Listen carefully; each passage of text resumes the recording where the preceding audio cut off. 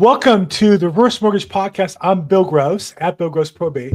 And we do this weekly to interview top producers in the reverse mortgage field and vendors and leaders to help explain the product. And I think as a real estate practitioner for over 37 years, one of the most misunderstood and underutilized tools. I'm really excited to have today a guy who actually goes back as far as I do. When I started in the mortgage business, back when dinosaurs walked the earth, I think, in 1986, in Diamond Bar, California, met Steve Somerman, who's gone on to become one of the top producers in the business for a long time. And really excited to have him give us his insights on reverse mortgages. Steve, it's always great to chat with you. Yeah, it's been a long time. As people said when we got into the business after we were there for 20 years and didn't leave, we're older than dirt. Yes. And we're both are testaments to longevity, I think. So Exactly. Let's talk about reverse mortgages. How did you get into that particular product, and what is it about that product that you find good for you to offer to your customers? Well, I got into reverse mortgages about 10 years ago, and it was after the wonderful fallout of 2006 and 7. And I went a couple of directions in an operations perspective and then got back into loan origination. And I picked up reverse mortgages, one, because I found it to be a real interesting mortgage option for seniors. And being a senior myself, I'm 72, it gave me the opportunity to understand it in being in that industry and being that age. So it fit well with the age group that I wanted to talk to. And it lent to the opportunity of making more sense about the product and program than if I was 25 years old explaining it to somebody. When I was, and you and I both started in the loan business, and when I was in the loan business, I got involved in what I would call the first iteration of reverse mortgages. And there was a lot of abuse of the product at that time. It wasn't so well regulated. And there are a lot of people who are using them solely to finance very expensive annuities with high commissions to kind of double dip. And so I think ever since then, customers and financial professionals have been probably properly concerned, careful. And yet I think as a result, the product has never really been as fully as accepted as it could be. What do you think are the most common misconceptions about reverse mortgages that consumers have that when you educate them, you help open them up to? Well, first of all, a reverse mortgage it's changed a lot since really 2017 when they really upgraded the guidelines to it.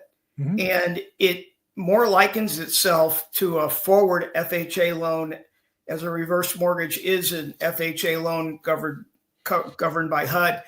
And I think the opportunity of the reverse mortgage and the myths are, it belongs to you.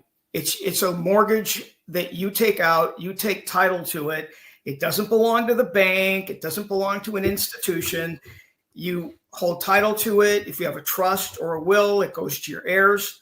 So I think the biggest myth is that it doesn't go to the bank and the bank owns your home. Okay, number one. Number two, people think that the reverse mortgage is burdened with tax liability, and a reverse mortgage basically is tax-free money. It's equity in your home, like a cash-out refi, and you can use the money to sit there and extend what I call your financial engine. In other words, if you get a reverse mortgage and you get a line of credit and you utilize that line of credit, but then you have got stocks, bonds, 401k, IRA, whatever. You let that financial engine continue to build and use the money from a reverse mortgage until you have to reach out to those, and you avoid capital gains. And you basically have the utilization of funds that belong to you to use as you need them without having to tap into things that may cost you tax liability. But go ahead. So there's actually kind of three different pieces of the puzzle on a reverse mortgage, just for the listeners. There's kind of the line of credit. There's the cash you can take out at a lump sum. I guess also there's payments. You can take payments monthly, but the equity you can take out. And there's kind of having both available. So let's talk about those three. Why should somebody who has a property with tremendous equity consider getting a line of credit if they don't need the money? Why should they get a line of credit now using reverse mortgage concept? Well, I think you have to look at where we are as seniors. Number one, we're lasting longer. The largest demographic in 2030 is projected to be people over the age of 62, as far as owning homes. Okay, because we're living longer, we're owning our homes longer, we're more established. Our children or our children's children are struggling to be homeowners, as you know. So the opportunity is that. Additionally, the opportunity of a reverse mortgage is medical benefits. And there was a study done in 2010, and then I looked at it again in 2018, and I looked at it again in 2021. And the 2010 study, which was a Boston College study, said that the average senior will need over $200,000 in retirement outside of Medicare to sit there and support their living expenses. And when you consider that, and let's just say you're 70 and you take 200,000 at 70, you're talking about what, 200,000 divided by 70, you're talking about $14,000 a year, In a study that I just got that I used at the Anderson School of Business yesterday, Tuesday at UCLA, it said that the average senior around 65 years old needs about $5,000 a year in expenses outside of Medicare. Yeah. At 85, it's $10,000. Wow. So where's that money going to come from? Okay. When the average person across the United States, and I'm talking about everybody across the United States that's a senior, when the average amount of funds available to a senior is about $80,000 to $90,000, where in other tax brackets or other opportunities it can be up as high as $250,000, but the average is about $87,000 a year, $87,000 in savings. Well, when that savings is gone, and you're sitting on a house that's free and clear, right, and you have medical issues, where is that money going to come from? Because I'll tell you what, your kids aren't going to come up with it. Right. So you have to look at the opportunity of what a reverse mortgage can do, not only to enjoy your golden years, but for the pitfalls and the challenges that you face as you grow older with the high cost of medical expenses today, that the credit line of a reverse mortgage or a lump sum from a reverse mortgage fixed rate loan can provide you with the necessary funds to sit there and help protect you and provide you with those necessary dollars that are going to sit there and help you live longer. So the line of credit portion of a reverse mortgage then gives you access to it as you need it and draw out on it. Correct. Where the fixed rate is a lump sum. So most people want the credit line, because when you look at the fixed rate lump sum, you're only getting 60% of the value, where on the lump sum where on the credit line you get more. And you want to basically utilize a reverse mortgage for as much money as you can get from it in a credit line. And once you get the lump sum, you're done. Where on the credit line, it has a line of growth. So for example, today we're at 6 5/8 on the note rate. With the MIP, it's 7 1/8%. Well, the growth rate is also 7 1/8%. So if you have a $200,000 credit line and you don't touch it for a year, that annual is going to go from $200,000 to $214,000. Okay. So where you have a fixed rate that is taking the money and giving it to a financial planner or stick it in the bank and taking it as you need it, you're getting a considerable larger amount of money with the credit line. And you and I both been in the mortgage business long enough to know that the 1 month CMT fluctuates up and down, but over the course of the last 20 or 30 years, it's more down than it is up. And when you tie that to a margin of 2 3/8%, being in the sixes isn't too bad on top of the mortgage insurance of 0.5%. Well, yeah, and I think it's probably tough for the average investor to average better than 7% as far as leveraging the line of credit to investment. But there are people who have certain things that they can get a better rate of return on. I have a certain part of my business where we get a better rate of return. We advance money on probate cases, and we average a much bigger yield than that. And so it makes sense to pull as much as I can and put it into the fund to get back, an annual rate of return of 20%. So for those seniors who have access to funds, whether it be lump sum or line of credit, it's a way to access those funds for investments as well. Is the reverse mortgage recourse or non-recourse? Somebody has a mortgage, they buy a house. Let's say it's a non-recourse, meaning if you buy a house and then for some reason it goes down in value, they can foreclose, but you don't owe the difference in California. If you refinance, you're subject to recourse, though in reality, not so often. How does it work on a reverse mortgage?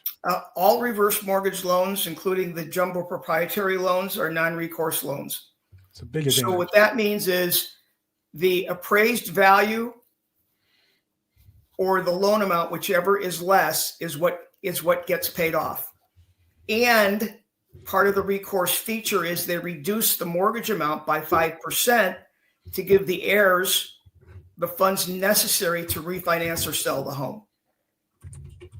So a non-recourse loan allows you to sit there and have a very good safety net of, let's say, what happened back in 2006 and 2007, where prices plummeted. Well, you could have a mortgage loan of $700,000 and a home value of $500,000, and when you pass, that $500,000 value is going to be sustainable to sit there and dispose of the property for the heirs, minus 5% for closing costs or however they want to do it, and the rest is forgiven. And that's why you have the mortgage insurance premium of 2% on a reverse mortgage and the 0.5% annual monthly mortgage insurance premium. Those funds are utilized to sit there and give the protections of making it a non-recourse loan. Nice, thanks. I'll make a quick break here for just to tell people where we're at. Really lucky to have today a longtime friend. Literally, I've known him 1986. That's 39 years. 39 years. Yes, it's 2025. Yeah, 39 years ago, he and I both kind of started the same business in the same area. And I called the guy who was I think he was your area manager at one point, though I had met you before him.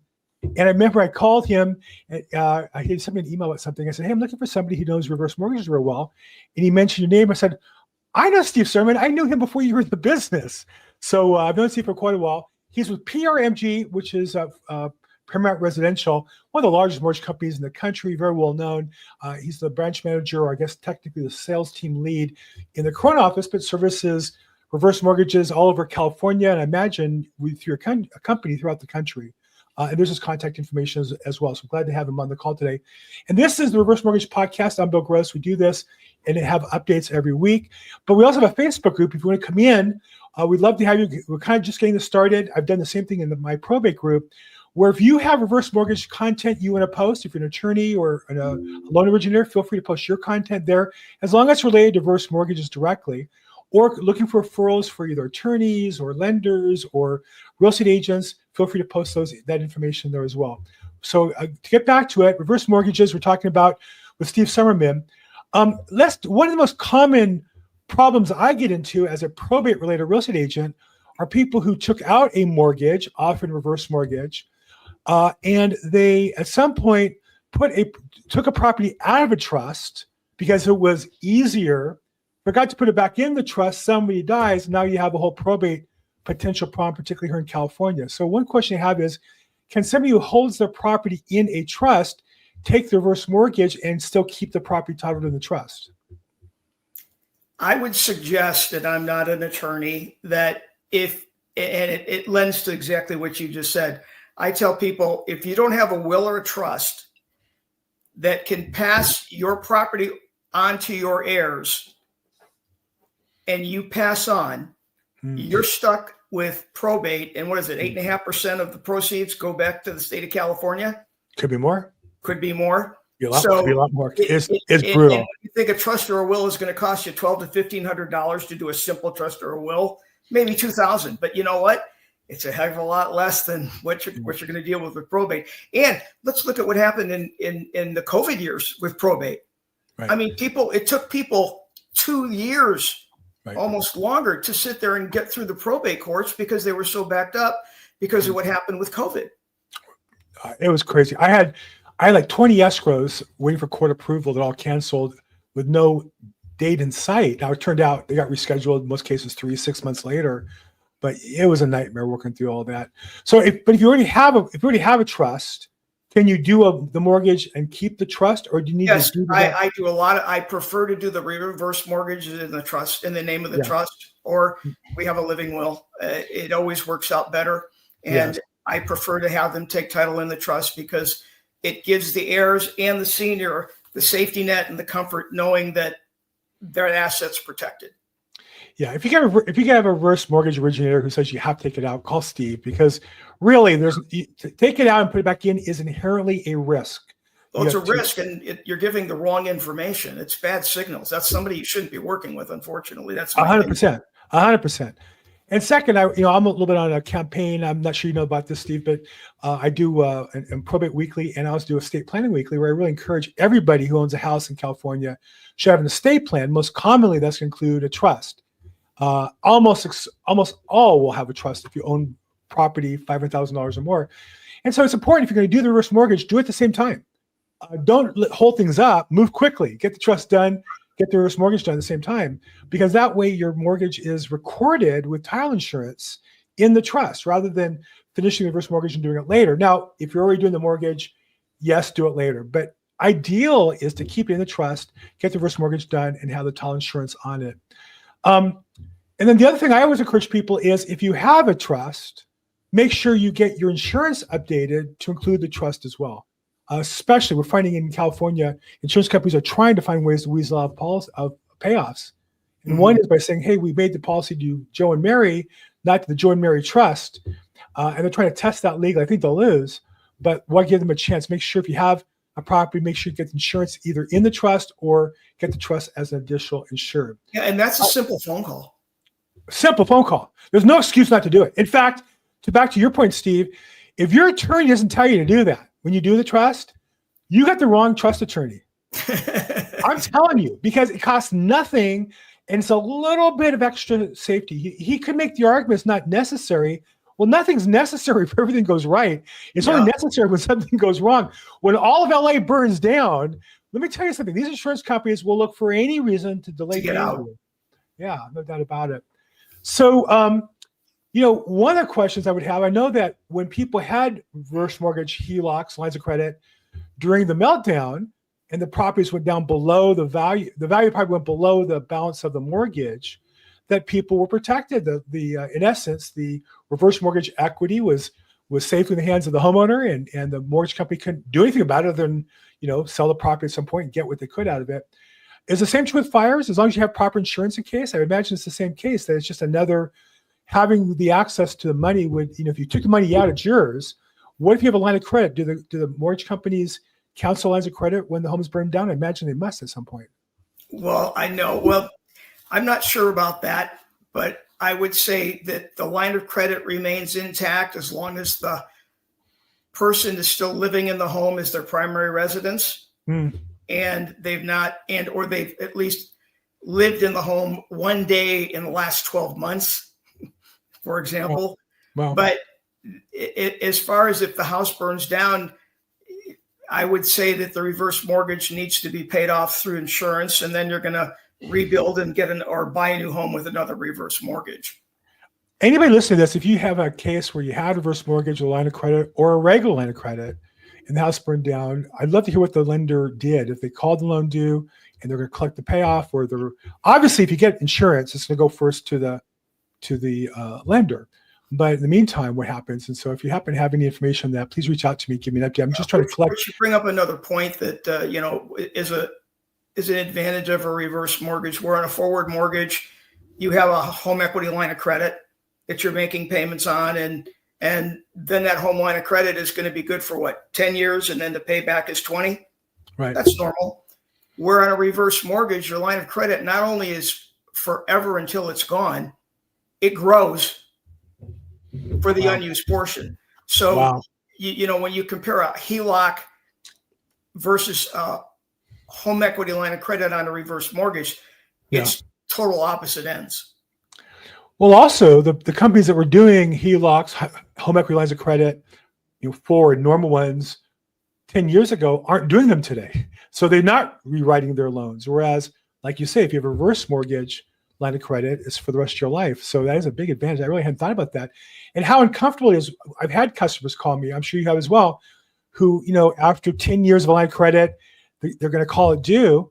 And the person's, now 65, 70, 75, their finances are different. Like, it's difficult to get the line of credit, especially if the same lender's not doing them. Whereas the reverse mortgage line of credit, being the rest of your life, is a tremendous safety. One of the things that is cool about a reverse mortgage period is in California, because it's set up by the division of states.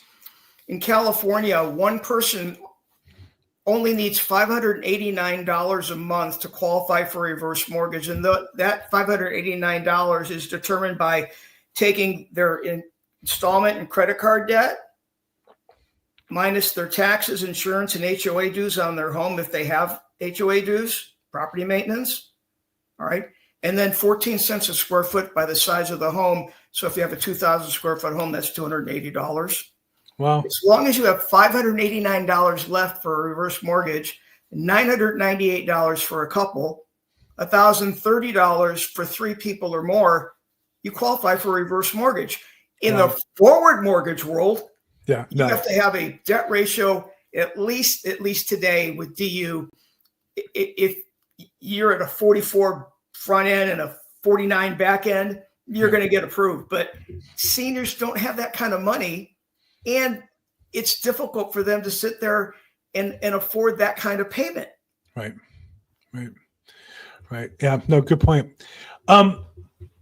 One of the areas I think causes tension around reverse mortgages that's unfair to the product is what happens when the last of the couple or the last person on the loan passes. What happens to me, not being the originator, having nothing to do with the loan, but getting the phone call, is typically mom and dad lived there, had a reverse mortgage. Mom passed 5 years ago, or dad passed, and the second one passes. And the child's living there thinking, I can live here for free forever. I have a reverse mortgage. And they don't make payments. They pay the taxes, they pay the insurance, they don't pay a mortgage. And then at 6 months, they get a letter that they throw away or don't recognize the lender, and they throw the paper away. And one day their house is posted for foreclosure. And they go, that terrible mortgage company, they're terrible. They're foreclosing on me. No, that's not. Yeah, and you know what? It happens all the time. It's just the most amazing thing. They act like they're such a victim. Stupidity. What can I tell you? But denial is not just a river in Egypt. But what's cool about the reverse mortgage is this. When the last person passes that is on the reverse mortgage, you have technically 90 days to dispose of refinance of the home. But you get 3 additional 90-day periods to sit there and refinance or sell the home. So technically, you've got a full year to dispose of the property in one way, shape, or another, so that you can sit there and take whatever's left of the property and put it in your pocket. And frankly, as opposed to standard mortgage lenders who will lie to you on the phone and they just want to foreclose as fast as they can because they sold the interest to a foreclosing company and all they're going to do is foreclose on you. My experience with the reverse mortgages as a real estate agent, when I contact them and send them the paperwork, show them in charge, show them we filed probate, show them we have letters, show them we're doing what we're supposed to do. I've even had them continue to extend us. They're going to get paid. And as long as we show there's equity, as long as we show that we're making our best efforts, my experience is that the reverse mortgages are the few customer service facing lenders left in the world. And but you got to communicate with them. You got to document it. You got to do your work. You give me a great idea as we're talking this through, given the fact that you want to put a property in a will or a trust. Absolutely. If a senior gets a reverse mortgage, so they protect their kids from stupidity, they should make an addendum to their will or their trust that upon my death, you have technically X amount of time to dispose or refinance of the property, all right, or it will be foreclosed upon. And if long as you have that and they can actually read that would be the protection that they need to remind them of what they need to do when your mom and dad dies and there's nobody left in the home, and the home has to revert to the heirs, and the heirs have to dispose of the property. It's a simple agreement. Another option might be that they appoint an administrator, and if they don't do that within a point in time, they're disqualified as administrator, and the next sibling takes over. Because if you don't want, because too often the one sibling living in the house wants to live there for free forever, can't afford really to move out, but at the same time, there's equity for the other siblings that they're due, and that's where the fights come. You want to avoid that. So Correct. Yeah. Fantastic. Well, look, see, we can go on forever. Obviously, it's very. I can go on and on and on. You know me. I love to talk and teach and train, and it's what I love to do. So what's the number one thing when you would speak to somebody, a financial planner or an attorney who is helping their customer, what's the number one thing you would advise them regarding reverse mortgage? Maybe they have equity, they own a house that's worth $1 million, it's free and clear. What would you recommend them to do? What's the number one most common advice you give to those professionals who advise their clients? Get the children involved so they know what's going on. Because when you tell the kids that you're getting a reverse mortgage, whether it be through a lender, a financial planner, a trust attorney, or whatever the means of obtaining this particular loan for, the kids are going to go, well, what about me? What's going to happen to all the equity? And there's not going to be anything left. If you don't get the kids involved, you start sitting there creating a little bit of animosity and fighting a little bit of a war. You'll win the war. I always win the war. Okay. Because I say, hey, mom and dad have a medical emergency and it's going to cost them $23,000 and outside of Medicare, are you going to pay for it? And 9 times out of 10, they go, we don't have that kind of money. I go, well, that's why they need the reverse mortgage. Right. You bring them down to earth, and you get off of the 50,000 foot level, and now you're at the ground level, and you say, hey, this is reality. Oh, fantastic. So I would say, 1, get the kids involved first. Number 2, decide if it's a financial planner, if you want to get a fixed rate loan and take the lump sum and give up part of that credit line that you don't get, or you take the credit line and how much of the credit line you want to take out and utilize with investing with your financial planner to help grow your financial engine. Or do you want there's a credit line, there's a tenure, which is a specific amount for the rest of your life. There's installments. All right. So there's a mix and match, tenure and installments. So I just did a presentation for a gentleman in New Jersey who wanted to see what it looked like if he took his mom's got a $500,000 home. It's free and clear. And she takes $6,000 a month. It would last for 4 years and 10 months. And then she'd still live in the home, but she'd also be 99 because she was 93 when we started. Okay. Or the opposite of do you just want to put it all in the credit line, take what you need, let the credit line grow annually at 7 and 8%, which would be the same as the rate that they're at right now. Okay. And live comfortably as you needed the money, not you had to have the money. So it comes to the denomination of how to use the funds for the specific reason. I prefer leaving it as a lump sum in the credit line and take it as you go, because you can get it as quickly as a phone call to your servicer. Hey, I need $10,000 wired to my bank. Can you please send it? Yes. Okay. It's on its way. Very nice. Well, look, Steve, again, appreciate the chance to chat with you. For those who are listening, our guest today is Steve Somerman. He is the sales team lead in Corona, California, but licensed in 49 states, based in California, but works across the country, every state, I think, but New York, if I remember correctly. Known for a long time, one of the leaders in our industry, and just a really great guy. Has his phone number there, 949-279-6051. His email is ssomerman@prmg.net, one of the leading mortgage originator companies in the country, and one of the longest serving mortgage originators and a longtime friend. Steve, thanks so much for your time today. I really appreciate it. Appreciate it too. Thank you very much. Fantastic. And for the rest of you, again, this is the Reverse Mortgage Podcast. We do this every week. We interview top originators as well as professionals in the business of reverse mortgages. click on thereversemortgagepodcast.com for more information, as well as see the other podcasts I do on estate planning, on probate as well, and real estate. I'm Bill Gross at Bill Gross Probate. As always, make today your best day ever.